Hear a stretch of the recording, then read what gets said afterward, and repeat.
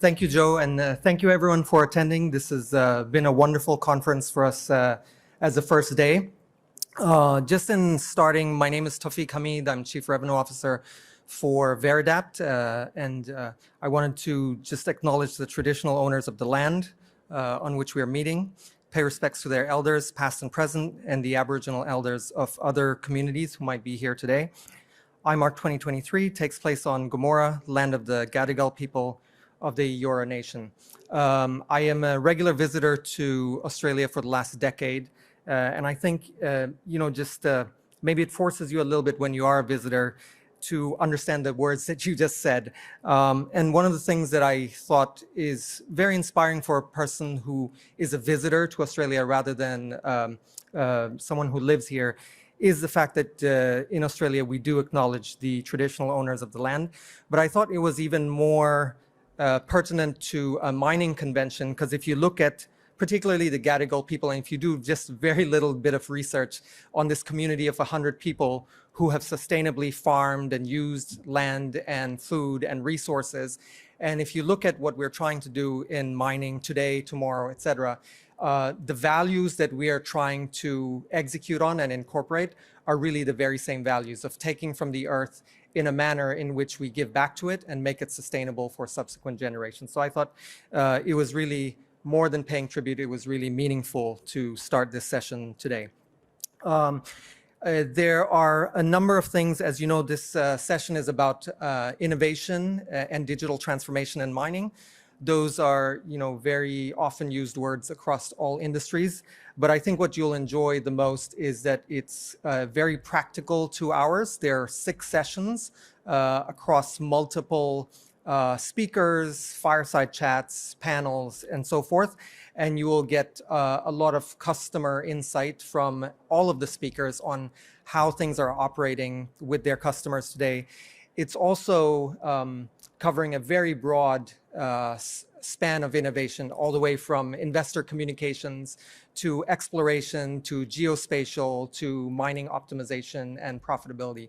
So I think it's really, really productive, hopefully in the next sessions in the next 2 hours. To start off, we'll start off with our own company and with my colleague. So Wayne Arthur, if you would please come up, and we'll have just a little bit of a chat on Veridapt's customer base. One of the things that we are going to attempt very hard to do is not make this an infomercial. You already saw the infomercial. And this is really about the insights that we have gained from our customers over 18 years. So I'm just going to go grab a seat, and then we'll kick this off.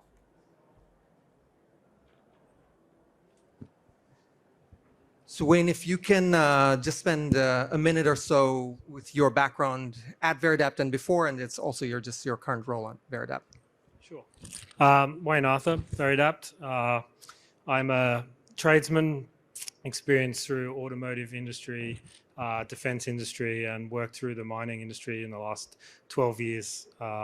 I've worked for some big mining companies and installed fuel management systems. My current role is Vice President of our mining division and covering the globe. So I'm regularly visiting conferences, customers globally, understanding their requirements in the fuel management space. And Wayne, I think the timing of this conference is really interesting, because you literally came back from a 2-month tour of every single region of the world. So Latin America, North America, EMEA, and of course, Asia Pacific. One of the things we wanted to, in the interest of time, have a finite number of topics so that we can go deep in them. The first question I have for you is, when you look at the way Veridapt is positioned as a physical to digital company in the mining sector, and secondly, as a fuel management company, historically, the last 18 years, what has that meant to customers? And also, what does it mean to them across the different regions of the world? So sort of 2 questions. Sure. Well, I guess historically, a fuel management system has been, at its basic level, a ledger of transactions. So a company might want to understand, I put this volume of fuel into a light vehicle, that's what I need to report to the tax department. So a very basic system, it might demonstrate or show tank levels. What we're seeing now is with the big energy transition, there is more commodities coming into the market. So the system is becoming a lot more complex. Customers are looking to monitor blended fuels, diesel, hydrogen, a move to electrification, and also LPG. Some customers are considering that option as a cheaper alternative. So as we see this transition into this broad range of energy solutions, the requirements are becoming more complex. Things like particle counters for fuel quality, for biodiesels, flow rates for equipment, trying to look at optimization, vendors managing inventory in the system. So our fuel management systems are becoming a lot more complex. A lot more parties have interest across the whole supply chain. And so that's bringing a lot more complexity. When you say parties, what types of stakeholders are you interacting with today versus, say, 10 years ago? I guess 10 years ago, just the mine site would be our direct customer. Now we're integrating with fuel suppliers, with terminals, with maintenance companies looking after the system, with the tax office for fuel tax rebates, even for engines reporting, environmental annual reports. We're seeing a lot more interest in that, and even equipment suppliers as well. Yeah, so if you just encapsulated like the top 5 benefits that you felt customers are looking for from any fuel management system, what would you say those are? So I guess at a base level, most customers are looking to control their fuel usage. Misappropriation is a big portion of all the customers globally. Australia tax rebates is a hugely important reason to have a fuel management system, maximizing that rebate for your operation. Fuel suppliers are looking at levels to make sure that they're maintaining their KPIs and minimum requirements on site. The last situation they want is a stock out situation. I guess, yeah, beyond that. Planning and forecasting, I imagine, that's what you just mentioned. Yes. Yeah. Yeah. Then the other piece was what I asked you at the beginning. If you look at the emerging markets, say certain parts of Asia as well as LATAM versus, let's just call them the more developed markets, Australia, Canada, I mean, you've been to both. Are there variations in the way a fuel management system is used, both historical as well as present? I think in the emerging markets, they use a lot more resources to maintain a system like this. They might have operators at the dispense point, making sure that the equipment's being refueled correctly, lubricants are being topped up, as opposed to a kind of more operator situation. So Australian region, individual operators will complete these functions, and they're responsible to make sure their equipment is up. They're reporting any problems, I guess. Are there, how about the role, for example, we always talk about ESG and sustainability. Again, the use of a fuel management system, developed market versus emerging, any comments or differences? Yeah, I think as all the mines are transitioning and having to report more ESG goals or meet targets, there's a lot more emphasis on the quality of the data, making sure that what's happening in the field is being monitored at a corporate level. This makes it, I guess in the past, operators in the field, their job is to just move dirt. So putting fuel in the equipment is their priority. They're not seeing the benefit of having this high quality data that someone externally can analyze and look for efficiencies, make sure they're on target for their reporting requirements, those type of things. Great. So I want to transition now from the past, and we even talked about the present, to the future, because again, just because we work at the same company, I know that you're having a lot of conversations with innovation teams with our largest customers, some of whom have been with us for 18 years. What is the focus of those conversations, and where does a fuel management system transition to? Like, what does it become in your mind based on what the customers are saying? Sure.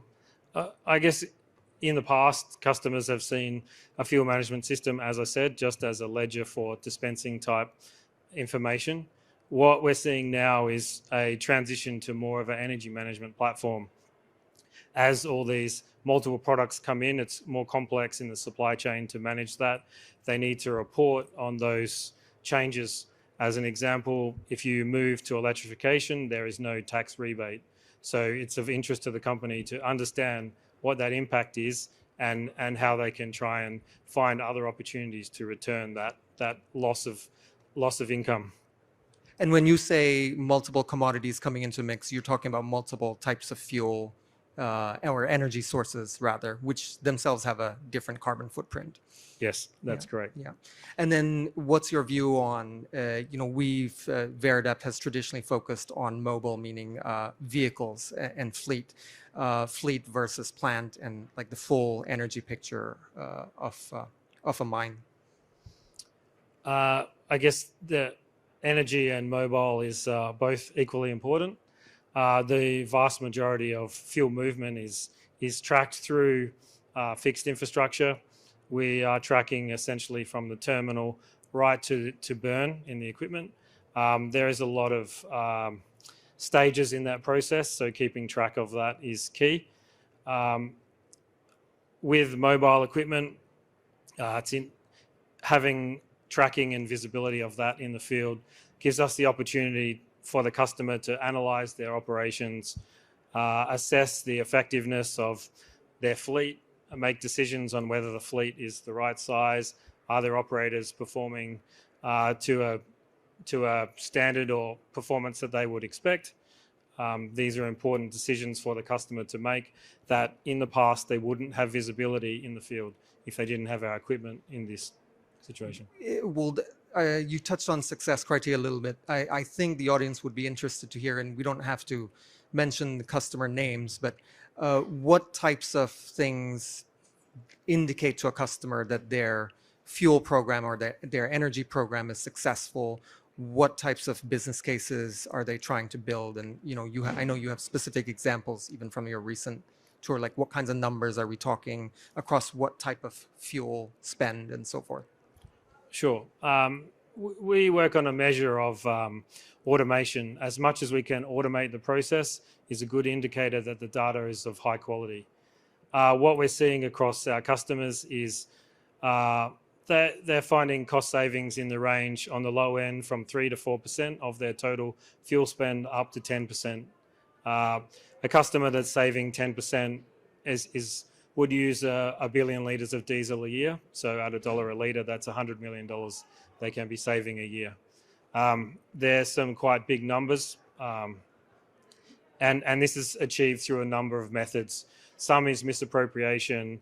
Some is being able to analyze the operational processes and make improvements in the contracts that you have, the processes for dispensing fuel, the equipment that you use, the number of employees and exposure hours that you might have. There's a whole raft of opportunities when you have the visibility of the data to achieve these big cost savings. Yeah, and then I think just a last question.